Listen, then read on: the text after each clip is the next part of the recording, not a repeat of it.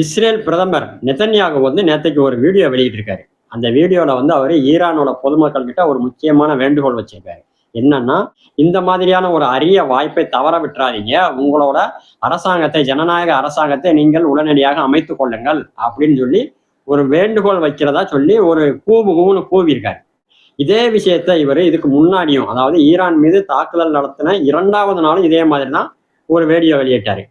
Iran பொதுமக்கள் வந்து புரட்சி செய்து உங்களுடைய அரசாங்கத்தை, ஜனநாயக அரசாங்கத்தை நீங்கள் உடனடியாக அமைத்துக் கொள்ளுங்கள் அப்படின்னு சொல்லி ஒரு வீடியோ போட்டாரு. இப்படி இவரு ஈரான் மக்கள் கிட்ட மன்றாடுறதுக்கான காரணம் என்னன்னா, இந்த போரை வந்து நீண்ட காலமாக நடத்துவதற்கு இஸ்ரேலோ அமெரிக்காவோ தயாரா இல்ல. ஓரிரண்டு வாரங்கள்லயே வந்து இந்த போரை முடிவுக்கு கொண்டு வந்துடணும் அப்படிங்கிறது அவங்களோட திட்டமே. அதனாலதான் முதல் நாளே வந்து காமேனியை கொலை பண்றாங்க. அவரை கொலை பண்ணா அடுத்த ஒரு சில வாரங்கள்ல வந்து ஆட்சி மாற்றம் வந்துடும், நமக்கு தேவையான ஒரு பொம்மை அரசாங்கத்தை அமைச்சிடலாம் அப்படிங்கிற திட்டத்தோட தான் இவங்க இந்த போருக்குள்ள வந்தது. ஆனா ஈரான் வந்து காமேனி கொல்லப்பட்டதுக்கு அடுத்த நாள்ல தான் அவங்களோட தாக்குதலவே தொடங்கினாங்க. அதனால இப்போ இந்த போர் வந்து இஸ்ரேலுக்கும் அமெரிக்காவுக்கும் மிகப்பெரிய நெருக்கடியை கொடுத்திருக்கு.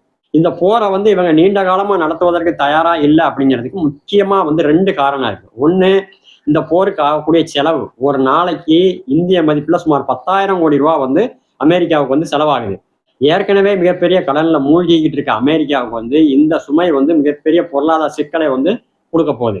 2வது முக்கியமான காரணம் வந்து உலகம் முழுவதும் இந்த போருக்கும், இந்த போரை நடத்தக்கூடிய இஸ்ரேல் அமெரிக்காவுக்கும் இருக்கக்கூடிய எதிர்ப்பு. உலக மக்கள் அனைவருமே வந்து அமெரிக்க அதிபர் ட்ரம்ப் மேலையும், நெதன்யாகு மேலையும், அந்த ஜியோனிச பேரினவாதத்தின் மேலையும் வந்து மிகப்பெரிய எதிர்ப்பு அலை வந்து அதிகமாக்கிட்டே இருக்கு. அதனால இதையெல்லாம் சமாளிக்கிறதுக்காக ஒரு 2 வாரத்துக்குள்ளே இந்த போரை முடிக்கணும் அப்படிங்கிற எண்ணத்தோட தான் உள்ள வந்தாங்க.